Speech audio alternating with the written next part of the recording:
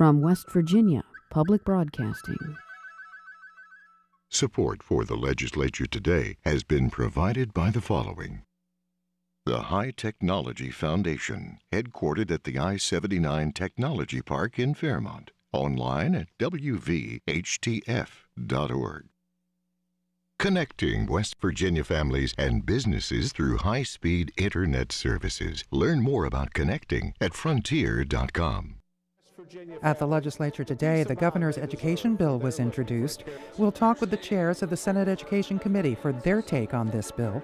A ceremony at the state capitol today to honor the 2 state police troopers who were killed in the line of duty last August. And it was McDowell County Day at the legislature, a special report on what county leaders say they need from lawmakers tonight on the Legislature Today.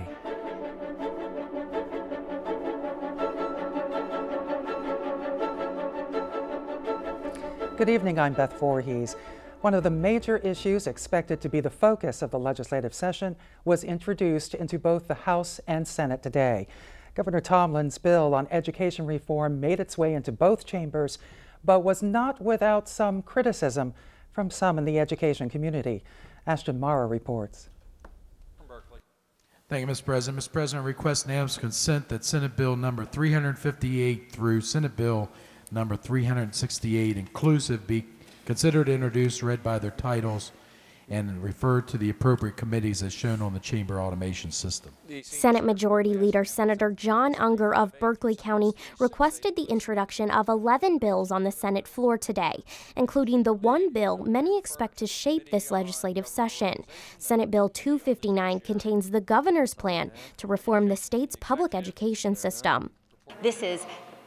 Right now, we are responsible for making sure that we're taking a hold of our children's future and their education. And so that's what the governor wanted to do with this bill. Working with folks from all across the state, we put together this plan that we think is really going to make a difference in the lives of our kids. Goodwin says the governor wanted to make sure he was presenting a comprehensive reform bill, one that takes on the issues of student achievement, early education, and hiring practices. But that is where the governor's proposal is running into some opposition. West Virginia Education Association President Dale Lee calls the decrease of importance placed on seniority concerning. Oh, it's absolutely a concern because no one has shown me that the current hiring practice does not provide the most qualified teacher in. And the misconception is that seniority is the deciding factor in hiring right now. It's not. It's one of 7 criteria only when teachers that are already in the system are applying, and it does nothing to improve student achievement. Currently in state code, there are 7 set criteria for hiring teachers, including proper licensing, previous satisfactory evaluations, and seniority, just for example. The governor's bill removes those criteria and changes the code to apply to, quote, all vacancies in professional positions of employment. That means seniority would change from what many see as the basis of the process to what the bill calls an additional consideration. Seniority is an incredibly important part of the hiring component of our teachers, but we know that seniority shouldn't be the only thing that we're looking at. Experience, how that teacher would work within a school system, that's also important, and that should matter.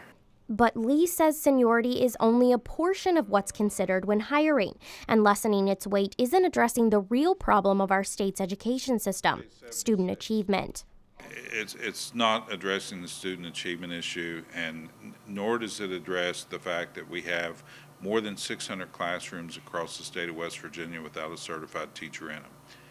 Whether they want to hear it or not, it's a direct reflection of the low pay that we have in West Virginia. Our schools are graduating enough people in education that those positions can be filled, but our students are going across the borders into states where they can receive much more money.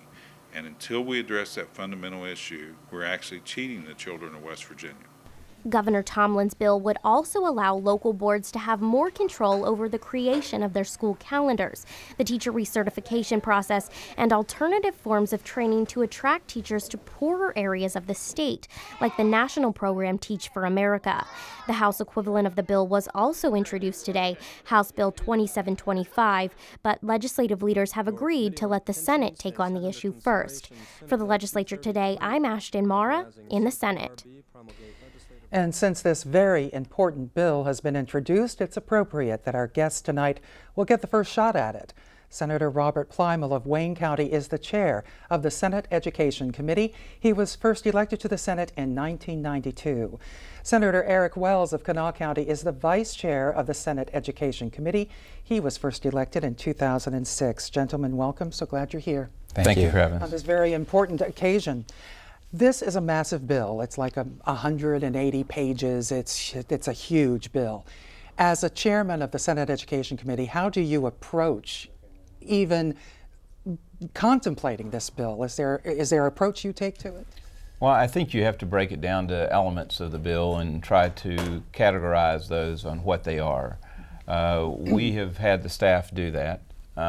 We've really got it down to what the elements of the bill are, and going back to what the governor said, you know, student achievement's the most important thing that we need to be looking at. So we have it broken down. Mm-hmm. We know what the elements are in the bill, and we're ready to start moving on it. Will you put it in subcommittees? No, I will not. No? I'm not going to put it in a subcommittee.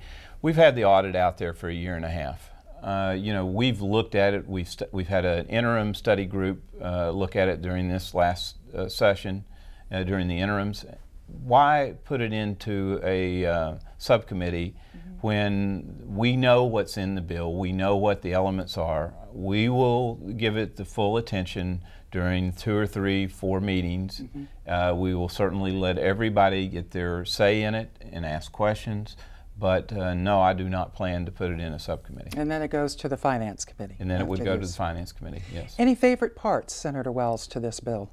I actually like the idea of tackling seniority, and Dale Lee was just talking about how it's not a major factor, but one thing that's really interesting is seniority builds on the county level. So if you're in Kanawha County and you're there working 10, 12 years, you have 10, 12 years of seniority. But if I go over to Cabell County, I have 0 seniority. So I could literally be the best teacher, the most qualified teacher, and seniority is going to weigh and play a factor for me to get a job in Cabell County. So I think that's a critical approach to take. The second approach is a balanced calendar approach. I think is what we need to be doing as well too. But as we were talking earlier before the show, and Bob is correct, there's a 43-week window that even with the balanced calendar, if you don't remove the 43-week provision, which basically says for school service personnel, your term of employment begins day 1, 43 weeks later it is over, and if we don't complete the 180 days at that point, then we're in trouble. So looking at removing that restriction will go a long way to ensure that we have 180 days. Balanced calendar is kind of a new term. What does it really mean? What is a balanced calendar? Well, actually in this case it just means that you're allowing the counties to make decisions in their counties on what their calendar will look like. For instance, I mean, Preston County always gets highlighted on how many snow days they have. Well, they should be able to have a calendar that fits what their weather is, what it means to them. And as the same way with Cabell. Cabell's going through the process, a process similar to what's outlined in the bill, where you have to have public meetings, you have to meet in various locations, and they've done a very good job. They're getting ready to vote on it as a waiver part. We're going to ask us to run a bill to do a waiver to be able to allow them to have a balanced calendar, or what kind of... Does balanced calendar mean year-round calendar? Yes, it's basically the same thing, yes. Okay, all right. Regarding snow days as instructional days, I was always under the impression that a lot of counties never reached the 180-day requirement was because school was out so much because of snow days. But that's not the case. Snow days are counted as instructional days, even though they're not in the classroom. So why aren't we meeting 180 days? Well, it's not due to the weather. Why? First, one of the elements is we have a number of days that are in called ISE days and OSE days. They stand for acronyms. I won't get into that. But the main thing is you can never address those days. Those days are set in stone. They are in the calendar. They cannot be used as snow days because they are in a separate portion of the law. You can, if you have a snow day in November or one in December, you could address these in January under your ISE days or OSE days. it easily can be done within the calendar now if we had the freedom. This allows that flexibility. It removes those from the code. And it allows that flexibility. Yes. All right. Are you comfortable with more local control of county school systems? I think the way our system has been set up with local boards, I don't have a problem with local boards having the control, but they need to also have the accountability too. The bottom line of this bill is we want to improve student achievement. We are not performing well as a state. We are not performing well as a nation. If local schools want to, local boards want to have that control, I'm for them having that control. They know their communities much better than I do. For instance, Nicholas County was going to know much better than Kanawha than I for their level than I would know. But the bottom line is, if you're going to have that local control, you need to have the accountability as well too. And I think if they have the accountability, let's give them the control. What difference is? I'm a little concerned about that. You are concerned. Okay, yeah, go ahead. I'm a little concerned. I believe in local control, but I'm very concerned with the amount of counties that we have in non-compliance, close to being additional takeover counties. That concerns me. I believe in it, but I agree with Senator Wells. The accountability piece is the key to that. They have to be accountable, and they have to be very transparent in what they're doing. And if they are not, then the state can take over their system. Yes. That still is in place. That still is in place. All right. What about the State Board of the State Department of Education? Part of the audit said that it was too top-heavy, too many managers. Does the bill address, and I'll read it tonight, does the bill address anything having to do with the State Department of Education itself and how it's operated? Well, I think this is a three-pronged approach. I think the governor has said to the state board, you need to get your system efficient. They did some remanagement in terms of they did get rid of some people last year, but they hired many of those back in contract employees. I think this is one that the board really needs to get serious about, and the governor has said that to him. I do want to see this happen. Obviously, that allows you to do more resources to the local areas. I also think that the makeup of the current state board is much more driven by results, and I think we haven't seen that in some time. So I'm confident about that, but clearly, and I don't want to put words in Bob's mouth, the state board has responsibilities, but the legislature has responsibilities too. We're not willing to just simply say, state board, go ahead and do it without the accountability of the legislative body. So we'll be obviously working with them, but I think we are much more driven today than we have been in the past to really take a focused approach on the outcomes base that we are having in our education system, because we need to have better results. Very quickly. Is it because there was a change at the top level in the state superintendent's office? I don't think so. I think Jeria really had a tremendous career in education, but I think change is sometimes a very good thing to undergo. And I think that Wade Linger and Dr. Ferris, I think they have their eye on the ball in terms of student achievement. Senator Robert Plymel and Senator Eric Wells will certainly be attending your education meetings as this bill goes through. Thank you very much. Thank you. And more news from the state capitol in just a moment. First, here's a look at some of the bills introduced in the Senate today. Among the bills introduced in the Senate today, Senate Bill 359, Governor Tomlin's massive bill to improve public education by revising outdated provisions of the code to implement initiatives that will better prepare students for the college and work realities of the 21st century. Senate Bill 360, to ensure deputy sheriffs are issued ballistic vests upon certification as law enforcement officers. Senate Bill 361, to create the West Virginia Homeowner Bill of Rights relating to foreclosures in the state generally. The bill requires mortgage servicers to contact the borrower prior to filing a notice of default. The bill requires mortgage servicers to explore options for the borrower to avoid foreclosure. Senate Bill 362, to incrementally redistribute an existing excise tax on the transfer of real property so that over the course of 5 years, all monies collected will be paid to the county where the property is located instead of the state, and to require that monies paid to counties be exclusively dedicated to regional jails. Senate Bill 362, Governor Tomlin's bill to implement state purchasing reforms.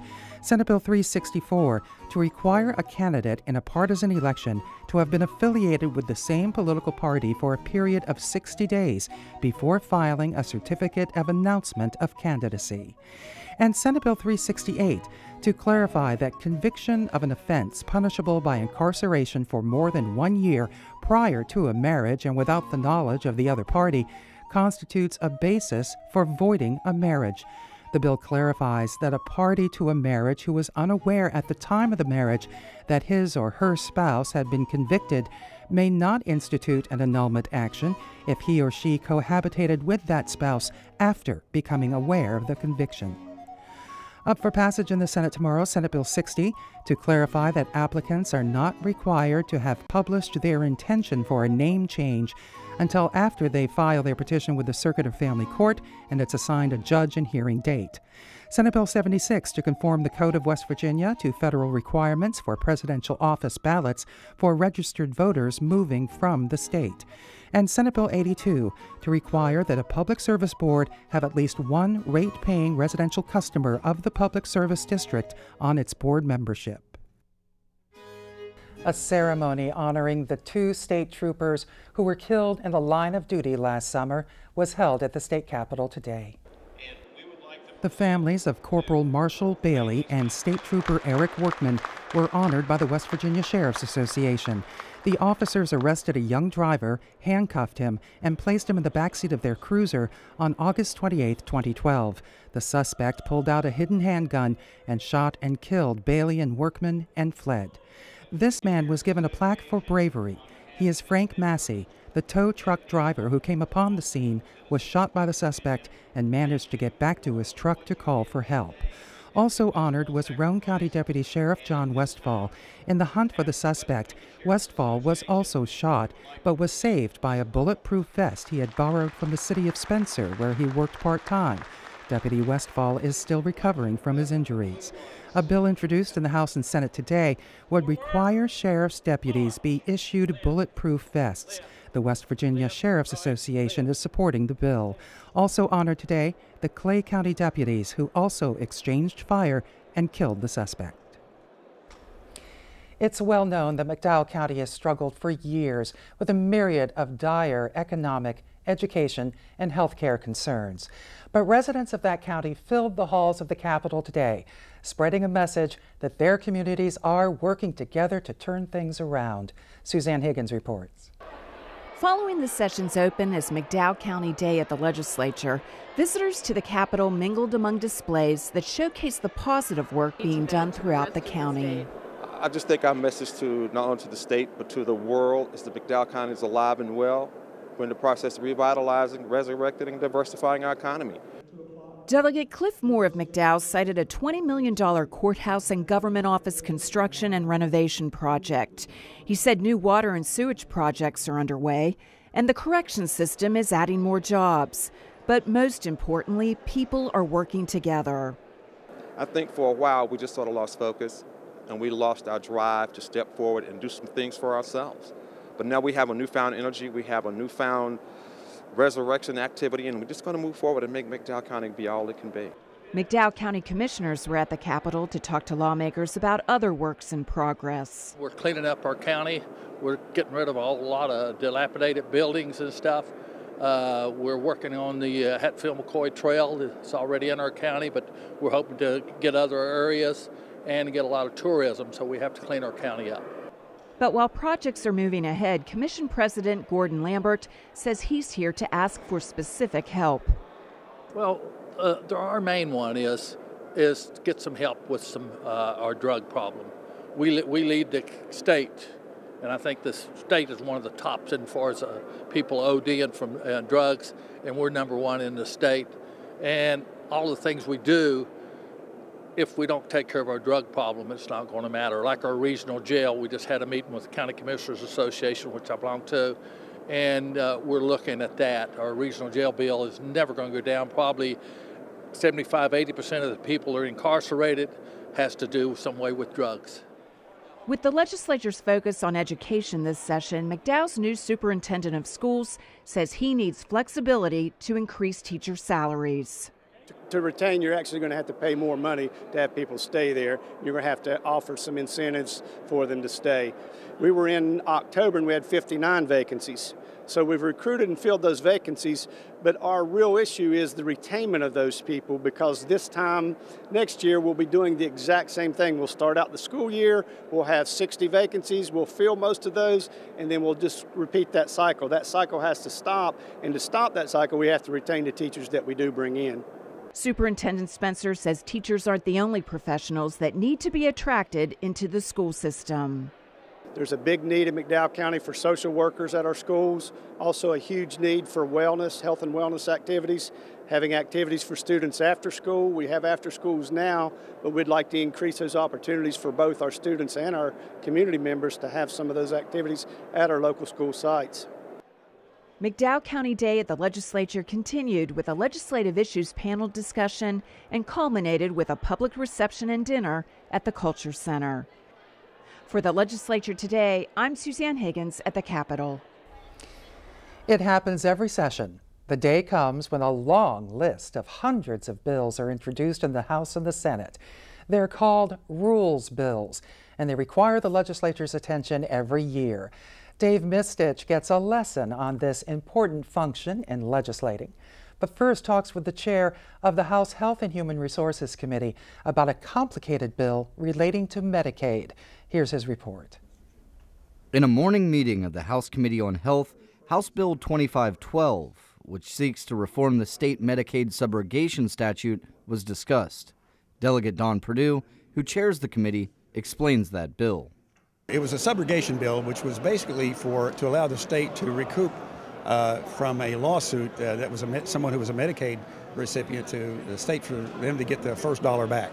In other words, what's been happening apparently over the years is that if there were litigation that a recipient of Medicaid got with regard to medical expenses, those medical expenses were being paid out to someone else other than the state first. So this was an idea that the state had to be able to get in line first to get that recoupment of money. Chairman Perdue said the committee will be cleaning up a few technical problems with House Bill 2512 before sending it to the Judiciary Committee for second reference. During the afternoon floor session, over 100 bills, known as promulgation of legislative rules, were introduced. That collection of bills deals with state agencies creating rules based on legislation passed during last year's regular session. Delegate Jim Morgan of Cabell County details that process. During the regular legislative session, we pass laws concerning the various agencies, and then those agencies take those laws and make rules out of them. They study those rules during the interim period. The rules come back to the legislature to be voted on, and then they are bundled together so that all the rules that would pertain to legal go to judiciary, financial go to finance, organizations go to my committee, government organization, and then they are voted on the rules so that you don't get a piece of legislation like the federal government does and not know what's going to happen with it. So the rules come back, we vote on them, and then they can proceed with it. The chamber also unanimously passed House Bill 2173 with a 99-0 vote. That bill seeks to make minor changes to state code in that it clarifies that funeral services for indigent persons would have to be provided by a West Virginia licensed funeral director rather than those licensed in a bordering state. The Department of Health and Human Resources would continue to pay for reasonable funeral service expenses or reasonable burial expenses for indigent persons in an amount not to exceed $1,250. For the Legislature Today, I'm Dave Mistich in the House of Delegates. And here's a look at some of the other bills introduced in the House today.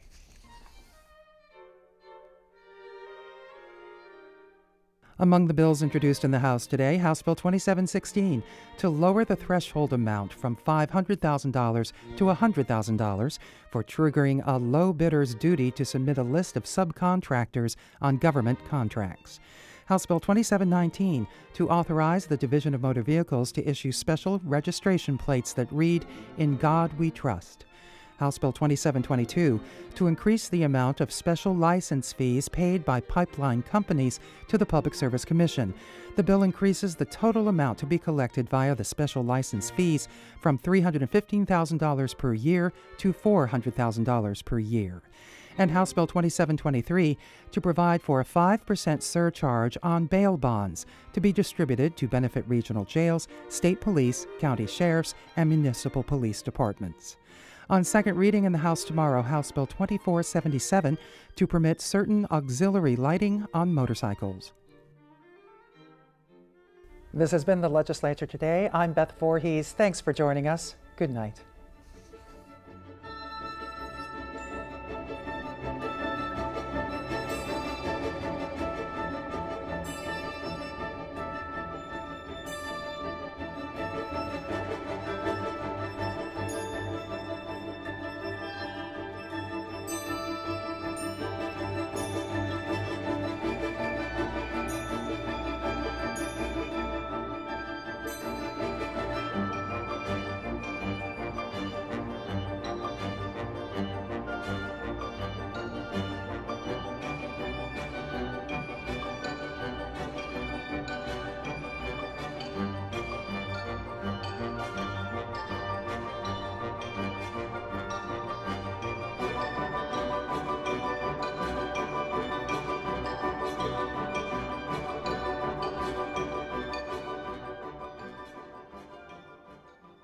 Support for the Legislature Today has been provided by the following. The High Technology Foundation, headquartered at the I-79 Technology Park in Fairmont. Online at wvhtf.org. Connecting West Virginia families and businesses through high-speed internet services. Learn more about connecting at frontier.com.